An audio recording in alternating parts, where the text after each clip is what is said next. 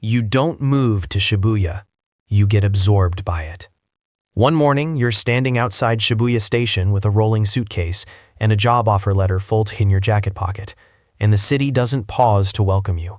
It just keeps moving, 10,000 people flowing past you like a river that has no memory of the rocks it's passed. The crossing is already turning green. You don't know which way to walk. You just walk. The neon hasn't slept. It's 8:47 in the morning, and the screens on the buildings are already running full-color ads for things you don't understand. A soft drink, a skincare brand, a finance app with a cartoon mascot that seems too happy for this hour. The sky above it all is a pale gray, the kind of gray that doesn't promise rain but doesn't promise sun either. Just gray, neutral, unbothered. A salaryman in a dark suit brushes past you, then another, then 20 more, all in variations of the same suit, the same pace, the same forward stare, like an army that shows spreadsheets over weapons. You watch them and realize something uncomfortable. In 48 hours, you will look exactly like them. Your apartment is in Daikaniyama, a 20-minute walk from the office if you move fast. It's a 1K, one room plus a kitchen, the size of a generous thought. The bed folds into the wall. The desk folds out from under it. When both are open at the same time, you have to choose between sleeping and working. In practice, this is not a difficult choice. You work. The bathroom is a single molded unit, shower, sink, toilet, all packed into a space that tests your relationship with your own elbows. There's a small window above the toilet that looks directly into the concrete side of the building next door. You keep the frosted glass closed. You don't know why you keep checking it. Your first night, you eat a kombini bento standing at the kitchen counter. Salmon and rice, a tiny packet of soy sauce, a pair of disposable chopsticks that splinter when you try to separate them. You eat half. You stare at the other half. You eat the other half. You're not hungry, but the eating gives the night a shape. You fall asleep to the sound of the city. Not loud exactly, but constant. Trains, vending machines humming, distant footsteps on wet pavement, a city breathing. Your first morning commute on the Yamanote line teaches you 3 things. 1. There is a correct way to stand on a train, and you don't know it yet. You grab the overhead handle with the wrong hand and spend 11 minutes slightly off balance, leaning into corners like a pendulum. 2. Eye contact is optional. Not awkward, not rude, just optional. Everyone around you has retreated into their phone or their thoughts or the middle distance, and the collective silence of 50 people moving together is its own kind of language. 3. Rush hour in Tokyo is not a metaphor. It is a physical event. At Shibuya Station, a station officer in white gloves and a cap stands on the platform, and his job, his actual job, is to push people into the train cars so the doors can close. You are pushed. You become part of the compression. You arrive at your stop, and you are released. You smooth your jacket. You breathe. You are one. The office is on the 14th floor of a glass building that reflects Shibuya back at itself. You are a junior analyst at a mid-sized trading firm, and your desk is the last one in a row of 8, positioned next to a window that overlooks a rooftop garden nobody uses. Your section chief is a man named Tanaka-san, who communicates primarily through the angle of his eyebrows. Raised slightly, approval. Furrowed slightly, correction. Flat, you cannot tell, and that is the most unsettling setting of all. The office runs on unspoken rules. You learn them slowly, through failure. You leave your desk before your section chief one afternoon, just 5 minutes early, and you feel it before you hear it, the silence, the almost imperceptible shift in posture from 2 colleagues nearby. You sit back down. You wait. The clock reaches 6:30. Tanaka-san stands, then you stand. First lesson absorbed. There is no overtime pay. There is only the word "gambatte," do your best, keep going, push through, worn smooth from overuse until it means everything and nothing at once. You start saying it to yourself on the train home, "gambatte." It becomes the hinge between the day you're finishing and the night you're beginning. The days develop a texture. They become the same shape. 6:05 a.m. Alarm. Your hand finds it before you're fully awake. You have gotten good at mornings. The way people get good at things they have no choice but to get good at. Convenience store coffee, 110 yen. You drink it standing outside the Family Mart on the corner because you've decided that's the closest thing to a ritual you have. The street is quiet at this hour. A truck makes a delivery to the ramen shop across the road. The driver and the shop owner exchange something. Not words, just a nod, and it carries more warmth than most conversations you'll have today. Train, elevator, desk, Tanaka-san's eyebrows. You work until the numbers blur.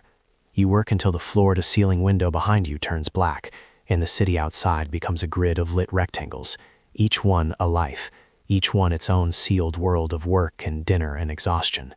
You eat lunch at your desk, convenience store onigiri and a bottle of green tea. You eat at Matsuya on the nights you're too tired to think. Beef bowl, 480 yen, eaten in 6 minutes at a counter divided into individual stalls by low partitions, so each customer faces their own small wall. Privacy engineered into the architecture of eating alone. There are small joys. You find them because you have to, because the alternative is unbearable. There's a vending machine on the B2 level of your building that sells canned hot coffee, and on cold mornings, the can is warm enough to hold between both palms. 30 seconds, just standing there, hands wrapped around something warm. That counts. There's a woman on your floor named Inoue-san who manages the printer and knows everyone's name and says, "Otsukare-sama deshita." You must be tired. Thank you for your hard work. With an inflection that means she actually means it. You start looking forward to passing the printer. You pretend to have documents to pick up just to hear her say it. There's a ramen shop in an alley 2 blocks from your apartment. No English menu, 3 bar stools, one old man behind the counter who turns his whole body to face you when you walk in, like you're the person he's been expecting. The broth is the color of amber. The noodles arrive in a bowl large enough to be a bold decision. You eat slowly. The old man doesn't rush you. Time moves differently in that alley. One Friday evening in October, you walk through the Shibuya Scramble Crossing just to feel it.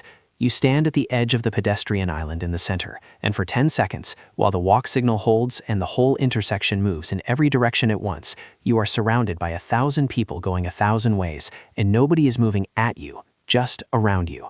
And for a moment, inside that organized chaos, you are perfectly still and perfectly invisible, and it feels, inexplicably, like freedom.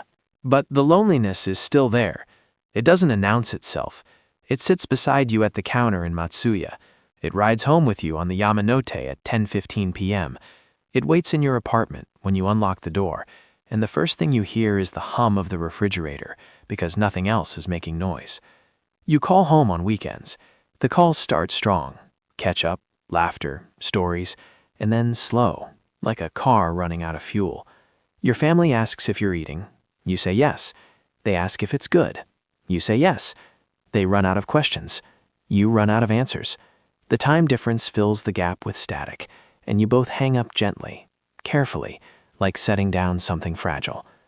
Your Japanese is improving, past the stage of pointing at pictures, past the beginner stage of apologies and thank yous, into the murky middle ground where you understand enough to know what you're missing. You catch the edge of a joke at the office and almost laugh in time, but not quite. Almost. That almost is a specific kind of progress that nobody celebrates. The corporate pressure is quiet and total. It lives in the expectations nobody says out loud. It lives in the Friday night drinks, nomikai, that are technically optional, but aren't. In the email threads at 11 p.m. that you're not required to respond to until morning, but someone always does respond to before morning, and that someone gets noticed. You are learning the difference between the job description and the job. It's December. The city decorates itself with lights, and Shibuya becomes something else at night. The trees along the shopping streets are wrapped in white LEDs that turn them into something between nature and electricity. The crowds are denser, warmer somehow, moving with purpose. Gifts, dinners, somewhere to be. You walk among them and you feel the specific loneliness of being festive adjacent, close to warmth, not inside it. A colleague named Fujiwara-san invites you for drinks after the company year-end party. Not the whole group, just you, him, and one other junior analyst named Kimura-kun, who laughs too loudly and apologizes for it, and makes you feel, somehow, like you have teammates. You go to a tiny standing bar under the train tracks where the trains rattle overhead every 4 minutes and everyone just talks louder. Fujiwara-san tells you about growing up in Kyushu. Kimura-kun tells you about failing his first year at the firm and being reassigned and how he thought about leaving. You tell them about arriving at Shibuya station with a suitcase, not knowing which way to walk. They laugh, not at you, with you. In this city, that is the difference between everything. By spring, you have stopped counting the weeks. You know which convenience store has the best egg sandwiches at 7 a.m. You know which car on the Yamanote has the most reliable empty seat in the morning. You know that Tanaka-san's flat expression means not displeasure, but thought, that he is working through a problem, and if you wait him out, he will look up and give you the answer. You know the timing of the lights on your walk home, and which route has the bakery that puts fresh melon pan in the window at 4:30. You are not surviving Shibuya anymore. You are navigating it.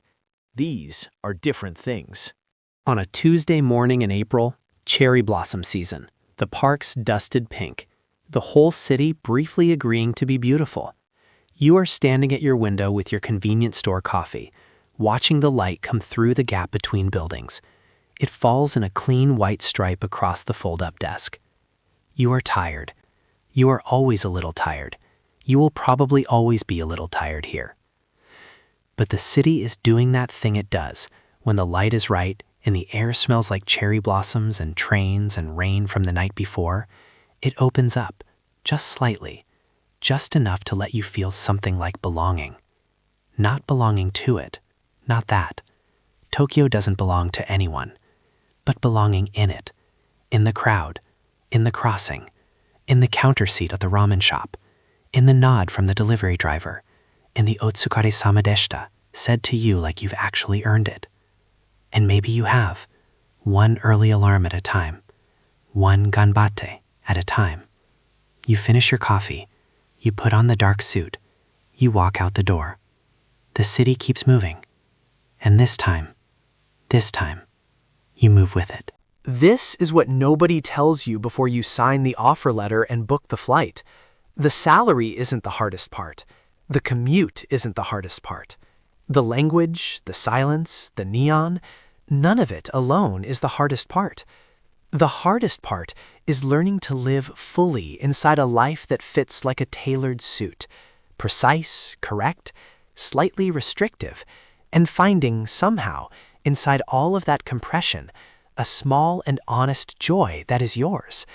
If that landed somewhere real for you, drop it in the comments. I've got more of these worlds for you to step into. Don't miss the next one.